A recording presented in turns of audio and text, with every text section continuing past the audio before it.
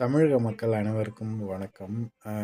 இந்த தேர்தலில் வந்து பார்த்திங்கன்னா, ஒரு திரைப்பட ஸ்டாரான விஜய்க்கு வந்து மெஜாரிட்டியான வாக்குகள் விழுந்திருக்கு. கிட்டத்தட்ட ஒரு 108 தொகுதியில் ஜெயிச்சிருக்கிறாங்க. அதில் 1 மைனஸ் பண்ணிங்கன்னா, ஏன்னா அந்த கட்சி தலைவர் வந்து 2 தொகுதியில் நின்றுருக்காரு. அதில் 1 மைனஸ் பண்ணிங்கன்னா 107.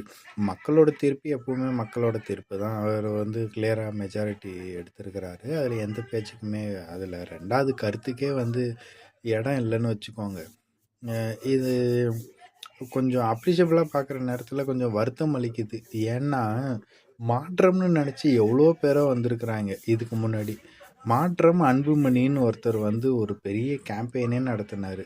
அப்போல்லாம் யாரும் மக்கள் வந்து ஆதரவு தெரிவிக்கலை. சரியா?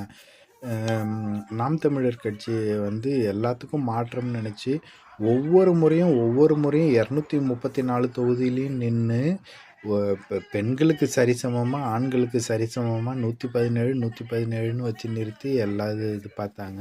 அப்போவும் மக்கள் வந்து வாக்களிக்கலை.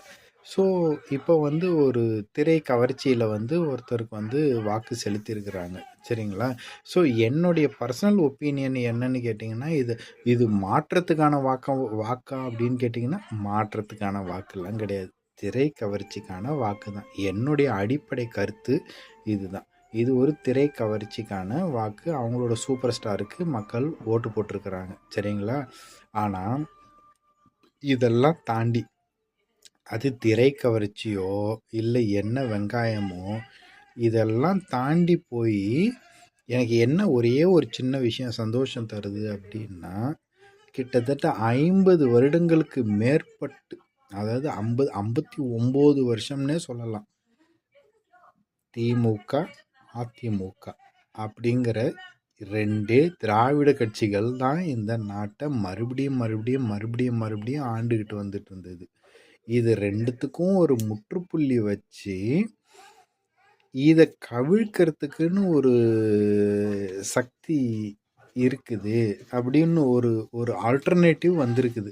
அந்த ஒரு விஷயத்த நினச்சி நம்ம சந்தோஷப்பட்டுக்க வேண்டியதுதான்.